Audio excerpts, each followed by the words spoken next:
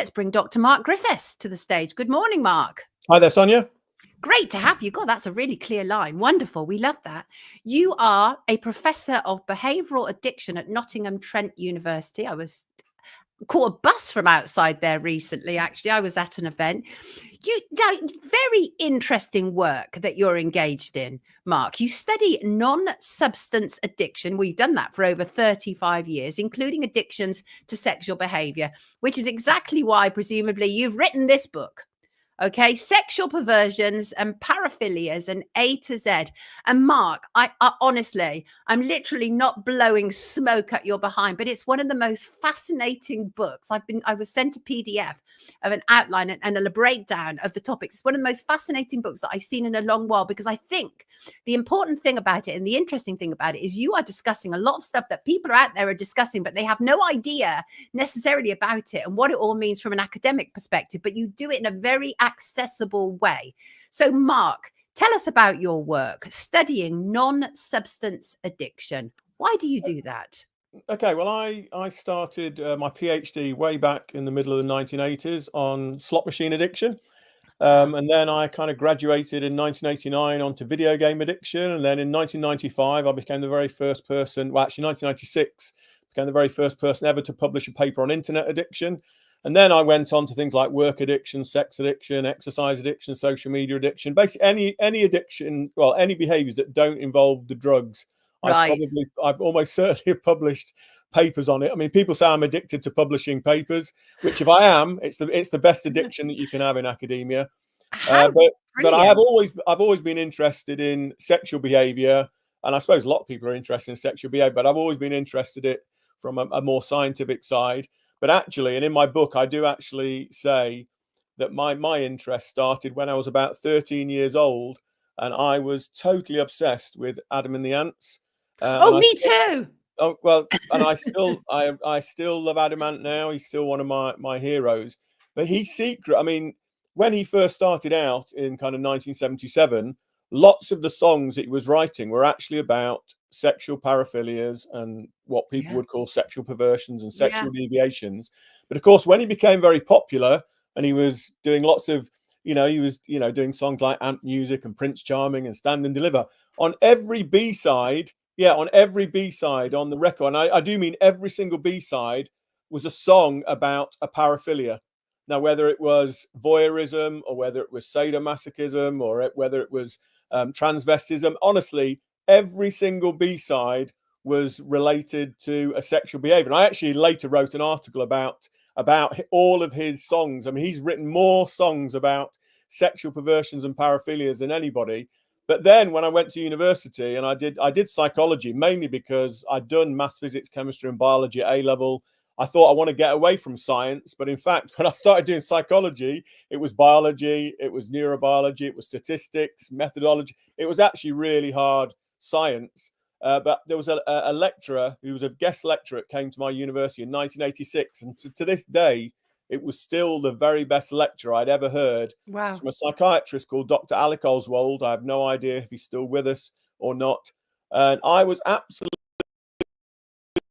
amazed that this was somebody who his whole professional career was treating people who had various sexual deviations or perversions or paraphilias. And I think that was probably the first time I'd even heard the word paraphilia in that particular lecture. And I was just totally transfixed by it. And when I started lecturing, I mean, I was very young. I finished my PhD at 23, went straight into lecturing. Wow. Yeah, I mean, it was very, very young at the time. And that's why I've been in this area nearly 40 years now. And Got you. People can't believe how long I've been in the field. And it is because I actually started very, very early. But the thing was, I was very lucky when I started my first job at the University of Plymouth. They gave me a course to do on addictions. And at that point, all the addictions I covered were traditional drug addictions. And I just had one lecture on gambling addiction.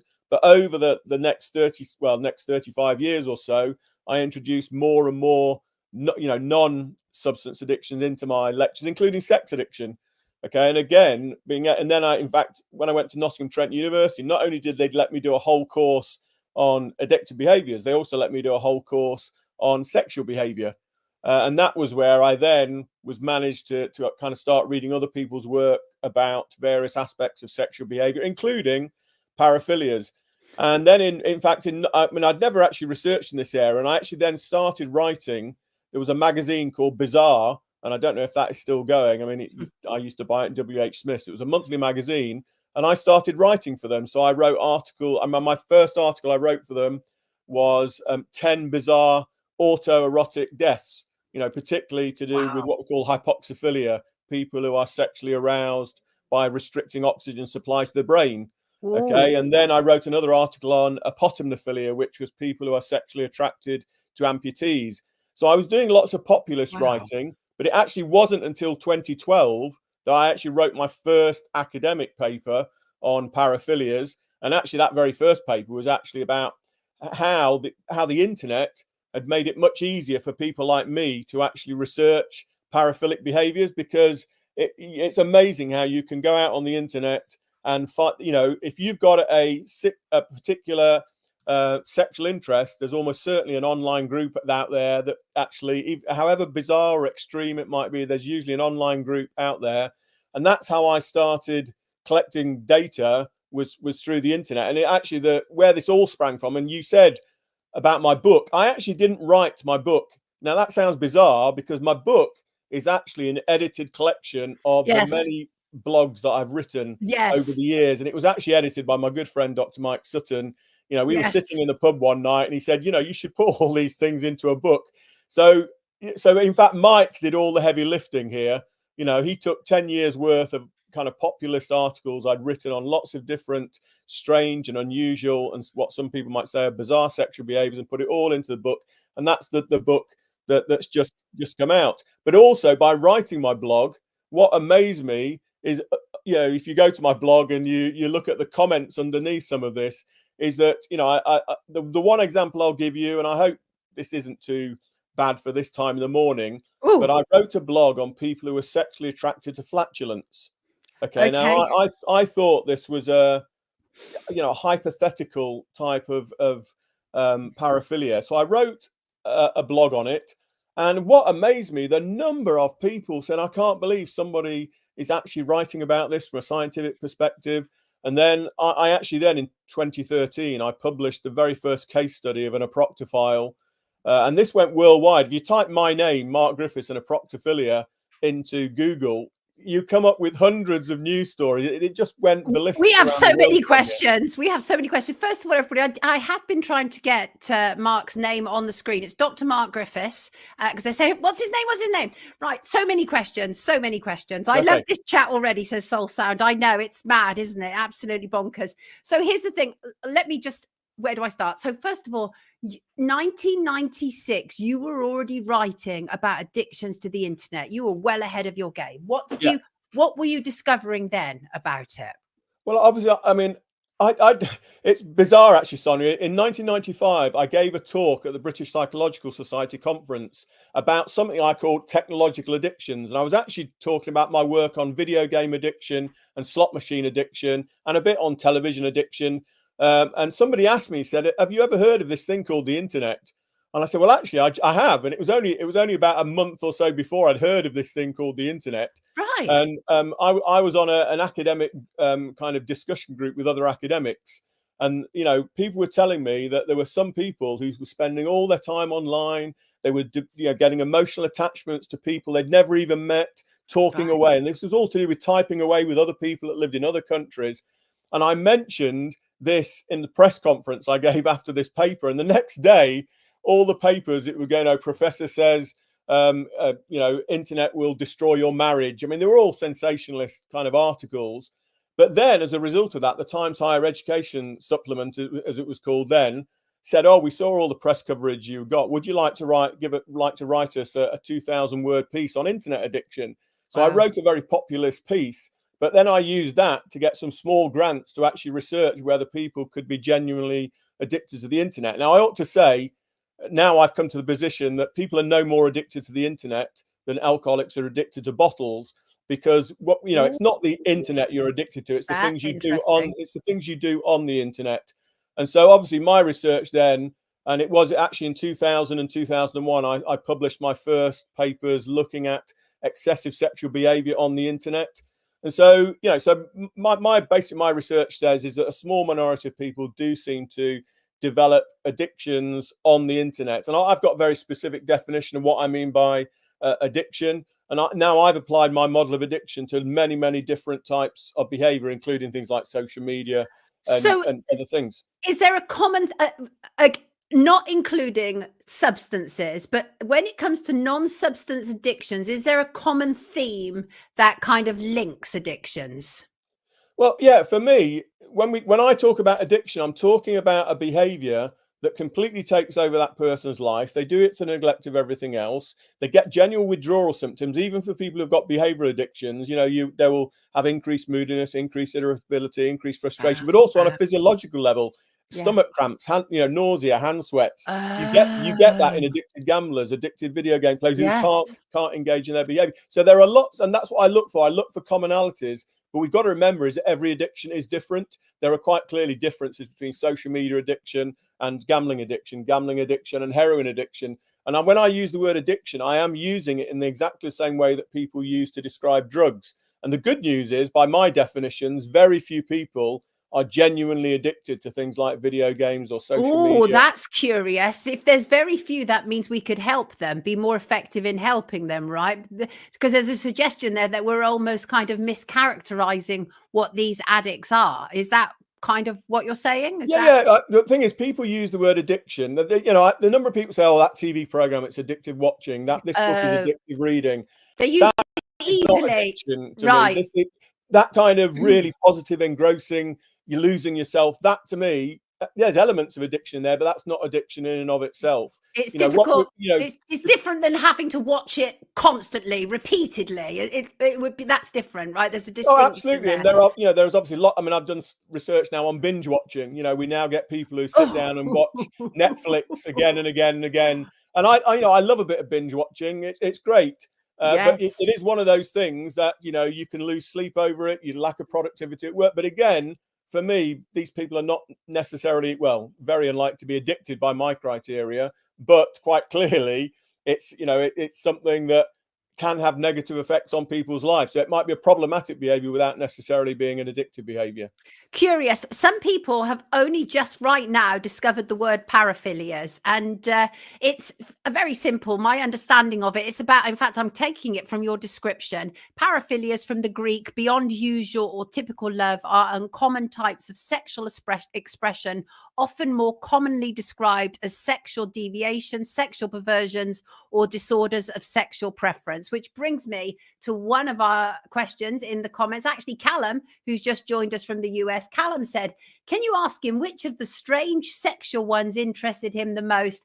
And I'm not sexually interested in him, by the way. Callum felt the need to point that out for some reason. So which ones interested you the most, Mark?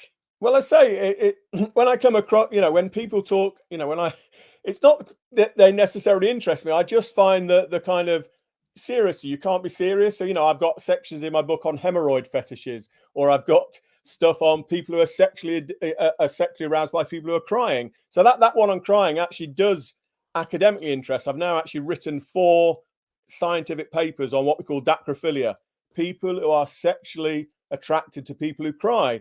Now, one of the papers we published, Sonia, and this is, I think, it's really interesting. We interviewed 8 people, mainly from an online forum called the Crying Forum, but we also got a few off a website called FetLife, which looks at various fetishistic behaviors. But anyway, even amongst these 8 dacrophiles, we found 3 completely different types of dacrophile. We had what was called a compassionate dacrophile, people who were sexually attracted to people who were showing the more compassionate side of themselves. And actually, these were women, these were mainly women. Now, it's interesting because most paraphilias are very male dominated. But the paper that I did on dacrophilia showed we actually had more females than males that were being interviewed. We also had what we called the kind of dominant dacrophiles. And these are people who they're usually sadomasochists, and they actually get their sexual pleasure from making somebody cry. And then bizarrely, we had one dacrophile who was, believe it or not, we called him a curled lip dacrophile. And this was somebody who got very sexually attracted when people are just about to cry and the bottom lip starts wobbling, and they were just sexually attracted to the bottom lip wobbling. And in fact, they'd gone through films and, you know, actually video recorded little clips of people just about to cry, and that was what made them, that was their sexual attraction. So the thing is, what's bizarre, and you know, I'm using the bizarre in the most general word here, Sure. is that people can develop a sexual preference for almost anything that you can think of, you know, whether it's a particular body part or it's a particular substance. There'll be somebody out there that has a sexual preference for this. So the question, what's the most interesting one? The most interesting one is always reading one that I've never heard of, because when you know, the things I write about, to me, they're almost like, you know, what people would describe as vanilla now. So when I talk about things like zoophilia or sadomasochism, to me, because they're so mainstream now. Oh, vanilla. That's like a normalization, isn't it? Yeah. I mean, that is the thing that I find fascinating about your books. There's all these words that I had no clue of before. And I have to say, when I started to go down them, I found them extraordinary. There's like burping fetishes, right? People are aroused by people burping. And Yeah. people are also aroused by the sexual nature of squeezing spots. That's called Acnophilia. Acnophilia. Yeah, can I just say, acnophilia is a made-up word. It's out there on the internet. That most genuine paraphilias have a Greek prefix followed by philia. Acnophilia is a completely made-up. You know, obviously, I've reported what's out there. There are no academic papers on acnophilia, but I can tell you now the number of squeezing spots websites there are. I mean, you type in, you know, and in fact, I think there's something called Dr. Pimple Popper. There's actually a whole program that's dedicated to squeezing spots. But there are some people who are sexually attracted to, you know, basically pus from acne, which is bizarre. And in fact, almost, you know, that people that are sexually attracted to earwax, pus, blood.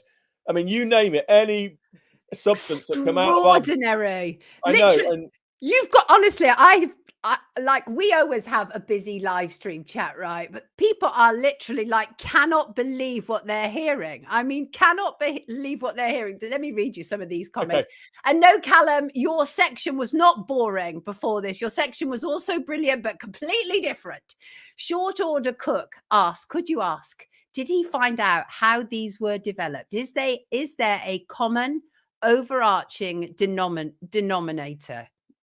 Well, I say most paraphilias, you take the Greek word for whatever the behavior or object it is, and you add word philia, which is Greek for love, at the end of it. So in fact, I've actually in my book, because I found things that haven't been cited in the academic literature. So I've got glossophilia, which is people who are sexually attracted to tongues. I've got there's something called fridophilia. I mean, luckily, I worked with somebody in my department who's Greek. So I used to go to her and say, what's the Greek for this word? And fridophilia is people who are sexually attracted to eyebrows. So that's how when I've invented these new paraphilias based on people who are sexually attracted to things that say that most people would find unusual. The way you normally do it is to say you've got the Greek prefix and then philia. The other way that people often, if out there online, is that there are lots of words for phobias. Okay, and in fact, some people then just flip phobia to philia. So there are lots of paraphilias out there that, you know. So I'm trying to think of one. I think there's one called climacophilia, which is, I think it's the sexual attraction from falling downstairs, but it actually comes from climacophobia.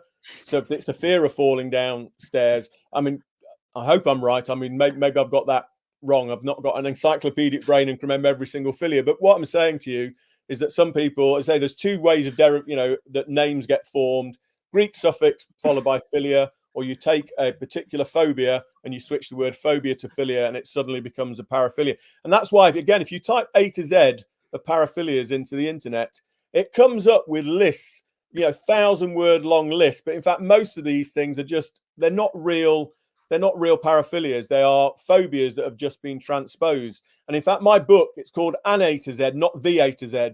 okay, because there's lots of things that I didn't write about in my book. You know, my book. Exactly, which brings me to my next point, and I found it very interesting. I think you might know what I'm going to say, and that is I found it very curious that you didn't give paedophilia its own category, and I know that it's included in others. Tell us more about that.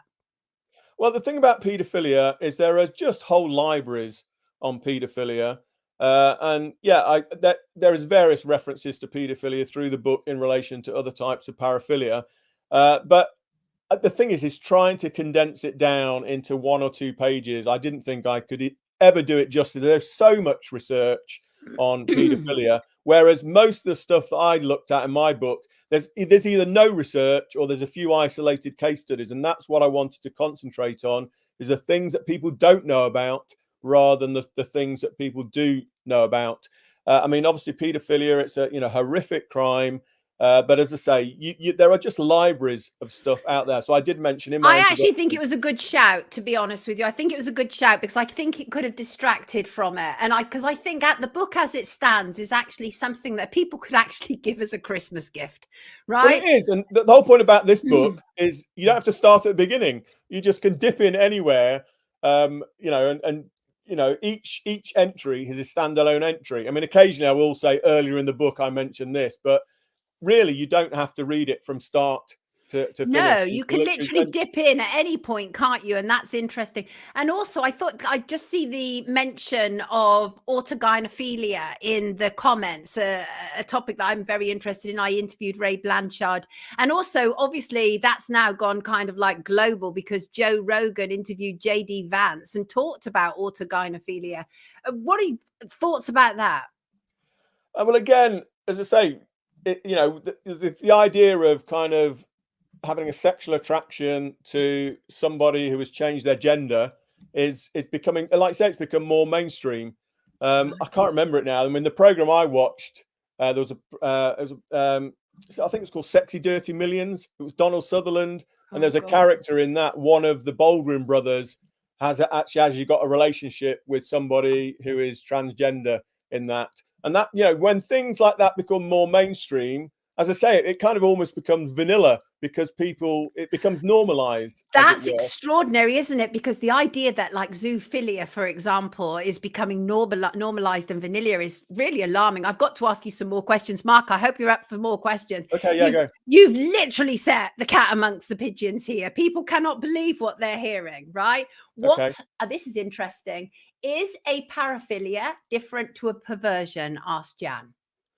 It depends. Like with all these things, we have to go what's called an operational definition. I mean, I've defined paraphilia in the book, and I've basically taken it from what's called the Diagnostic and Statistical Manual of Mental Disorders. The thing about perversion, I mean, some people, I did wonder whether I should have the word perversion on the front because people do find it a stigmatizing word. But I mean, if you look at the origins of the word perversion, we're talking about something that's kind of away from the norm, okay?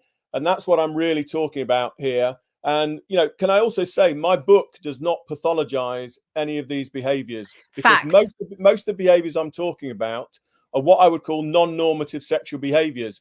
And, most of these behaviors between consenting adults, there's absolutely nothing wrong with them as well. And in that sense, there's nothing perverted about them because if you've got two or more people that enjoy this particular sexual preference, that doesn't make it a perversion. But the point is, I think most people, I mean, there'll be some things that people will read in the book and that, they will get that ick factor thinking, oh, that's horrible or There's whatever. quite a lot of ick going on for me, but that in itself is a curiosity. So what you're really saying is as long as it's like decent and safe, we shouldn't be kink shaming people as long as it's consensual. But I get that. I absolutely get that.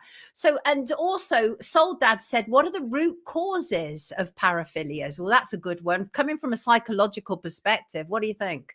Okay, for me, and I know there'll be other psychologists out there that don't agree with me, but particularly from the research that I've done on things like aproctophilia and dacryphilia, most people talk about, and it's usually things that are formed early in childhood, and it's what we call, well, I think most people out there might have heard something called classical conditioning. So this is Pavlov's dogs ringing the bell. So this is the idea that the dogs learnt that when the bell rang, it was dinner time, and eventually, what happens over the long run is that the dogs basically become classically conditioned to the bell. The bell means food. This, I think, happens with a lot of sexual behaviors, that early in your, childhood or adolescence, is that you have what we call associative pairing, is that things that are, not sexual at all are basically paired with things that are sexual. And over time, so I can think of one particular case that I don't think it's in my book, but it talks, well, actually, no, I think it was to do with wedding ring fetishes, and people, there's a guy that basically, when he sat on his babysitter's lap, he used to twiddle her ring on her finger. Now, at that young age, he didn't realize, he felt this is a really lovely feeling. And, basically it became that rings became something that was related with sex. It got to a point, actually, he could not make love to his wife unless he was twiddling her ring. So, so I think a lot of, so I'll go back to the one on proctophilia. People who are sexually attracted to flatulence. The guy I interviewed, called Brad, he was an American, and he said that it all started for him when he was in class when he was about 10 years old, and he was totally besotted by a girl that was in one of the classes, and he wasn't in the class at the time, but he'd heard that this girl who he really fancied had actually farted in front of the rest of the class. Okay, and he said obviously he knew biologically that girls farted, but he hadn't really made that connection. And in his head, the idea that farting and the fact I fancied, this became paired in his head. So this is this associative pairing. Then when he was actually in his teens, he got to a point where he realized that actually hearing somebody fart was actually sexually attracted to him.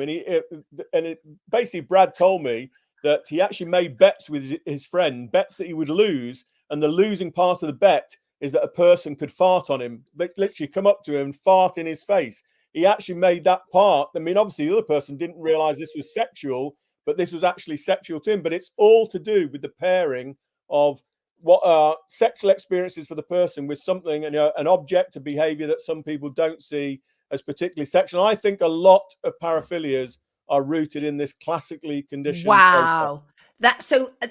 They could be multitudinous then, because we all have individual differences, and whatever impacts you in a certain way is going to impact me differently. So there could be no end to these paraphilias. Well, of right? course, I could probably do another A to Z book with lots of different ones. I mean, that's the whole thing. And maybe at one point in the future, I'll do a second volume, because I say this book is an A to Z, not the A to Z.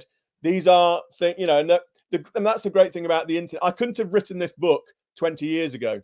I mean, it just couldn't have happened. And in fact, lots of the behaviors I talk about come from information collected from online forums. Now, you briefly mentioned zoophilia before. People who are sexually attracted to animals and want to have sex with animals.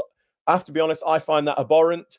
And obviously it's illegal in many different jurisdictions.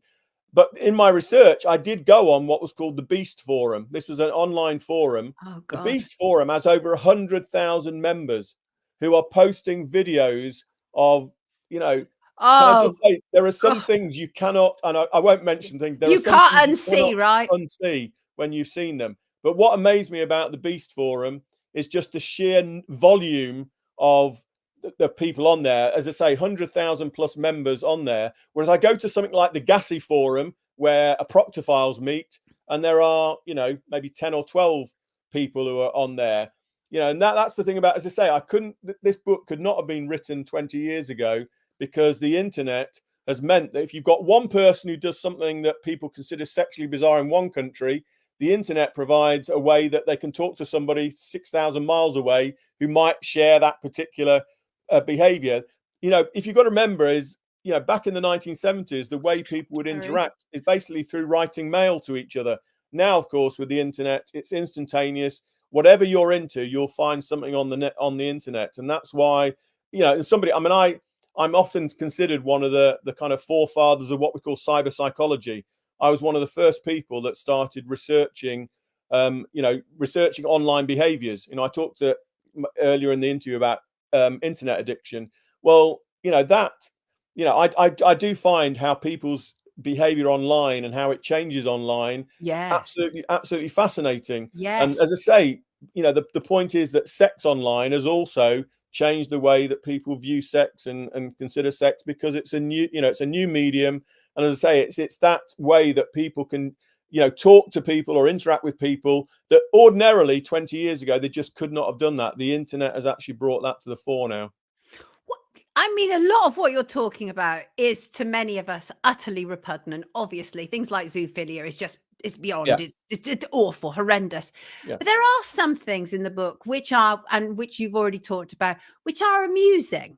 Okay, they are less problematic. And one example is people who crank their cars and push their pedals. There are fetishes for that, right? Yeah, there's whole websites, video. I mean, the number of car cranking videos that are online, and pedal pushing, damsel in distress. I mean, in fact, a lot of these actually kind of cross over. You'll notice in the book, I'll talk about one thing and make reference to other things. Yes. But it just amazes me, with car cranking fetishes, of course, it's for it's usually a very attractive. These are male dominated. Pretty woman who are pedal pushing or car cranking, and you can see that again, it's like this classically conditioned response, is that you see a beautiful woman sitting on a car, and then you start to associate cars with something sexual, and then there's the subdivision of that, the car cranking, the pedal pushing. Again, it just there's obviously no academic literature on this, but when you go online and find that there's whole video websites of people sharing their car cranking videos, or their pedal pushing videos, or their damsel in distress videos, whatever. Yeah, and some of them are amusing. And the thing about this, we don't know to what extent people, that this is their main thing in their life, or whether it's just something that is a kind of sexual sideline for them. We have no idea at all, because there's no academic research on it. It's fascinating. As Flicking points out in the comments, a guy married his car. And again, that's been normalized. We often see, don't we, these people who have apparently married a tree or married a car. Well, in fact, the most famous one, if you want to go and watch a great video online, is a woman called Sheila Eiffel. She married the Eiffel Tower. So she believes that the Eiffel Tower is her husband. Okay. And there's about 40 objectophiles in the world, or at least that we know of. So these are people that have married, who have sexual relationships with steam engines, bicycles, trains. But the Eiffel Tower, Sheila Eiffel. So there's a whole program out there. You type in Sheila Eiffel TV program. There's a whole documentary on her journey of her basically marrying the Eiffel Tower. Now, yeah, these are rare, and it will raise a smile to some people, but for Sheila Eiffel, she's absolutely in love with her husband, who happens to be the Eiffel Tower. I mean, and again, I mean, a lot of these, I mean, again, in my book, I just describe people having sexual acts with their cars and other things. There's something called mechanophilia, which anything that's having sexual arousal to do with anything that's mechanical can include lots of different things. But there are a number of academic case studies of people that have fallen in love with their cars, or other types of things like bicycles. But as I say, these are all case studies. And that's what interests me. I'm not interested in something like paedophilia, where there's whole libraries. Or what I'm really interested in is the things that people haven't really looked at. That is what's brilliant about it. Literally brilliant. Lisa, I kind of think I'm going to ask this again, but I do think that we might have answered this, but I'm just going to double check. Lisa says, are paraphilias mainly but not exclusively male dominated? Now, you did touch on that. Yeah. So basically, most paraphilias are male dominated, but some, there are things. So in the book, I do something called hybristophilia. So people, it's basically people who are attracted to criminal activity, or criminals. So, but this is mostly females who, falling in love with serial killers. Okay. So, that is far more female dominated. The example I just gave you earlier, dacrophilia, seems to be more female dominated than male dominated. But most of the paraphilias that I write about in my books are male based, without a doubt. Got you. So Awaken says, this fella's on the wind up. This is serious, isn't it, what you're doing here? Well, I think it's serious. As I say, I'm read my book. It's I'm not like you say, some you will find, let's say, it's the ick factor, some you'll find amusing, but I try and evidence everything that I've done. obviously there are some things I've written about that there's never been an academic paper written about it, but you just go in, type the word that I've looked at online, you'll find online groups out there. You know, there's another, for instance, there is, you know, I'm not a wind up. You know, this isn't a wind up at all. Sorry, I've just seen the thing that's just flashed up on screen. Do people get married to pavements? I've not heard of anybody getting married to pavements, but there is certainly out there a man who was caught fornicating in a pavement. Okay, so not married to a pavement, and I haven't covered pavements in my book. Lord. So yeah, so there is. So yeah, as I say, almost anything you can think of, there'll be something out there. I absolutely, I've very much enjoyed this conversation, Mark. We kept you on slightly longer than I intended to, but thank you so much for being a good sport. Absolutely fascinating, everybody. I will put a link to the book in the description. I've literally never seen anything like it in my entire life. Sexual Perversions and Paraphilias, an A to Z, by Dr. Mark Griffiths and edited by Mike Sutton. Brilliant work. Thank you so much, Mark. Leave us with a parting shot. Okay, my parting shot. One thing that did make me smile, there's something called clismophilia, which are people who are sexually attracted to enemas. In the book, I've got a lovely example from a genuine case of somebody who went to hospital and had to have a piece of concrete removed from their rectum. Basically, him and his boyfriend were fooling around. This was the quote in the case study. And they basically poured concrete into his partner's rectum, and unfortunately, the concrete set. So I did find this case study really amusing. Might be too much information at this time in the morning, but yeah, there are lots of little things in the book. So that's my parting shot for you today, Sonia. Well, thank you. We very much enjoyed it. Literally, I think you've inspired a whole live chat to come up with all manner of things. Thank you so much, says Kat, and so say all of us, everybody. Dr. Mark Griffiths. What a joy. Thank you, Mark. Have a brilliant weekend. Take good care of yourself. Absolutely brilliant. Of course, I love, me, people. I love something a bit different, right? Hi, people, says me. Hi, me. You've just come in at the end of a paraphilia talk. My brain doesn't stop making images. Yeah, that's the problem, isn't it? There's so much else in there that I didn't dare go into, including the paraphilia in which people derive sexual pleasure from viewing, smelling, or handling feces. It's called coprophilia. My brain. Yes, I know. It's all too much concrete. And there was a funny one. There you go. Sail away. That's funny. Brings a new meaning to cracks in the pavement. Sorry. That's absolutely wild. Absolutely wild. Brilliant guests. So we do have brilliant guests. All three brilliant guests today. Right.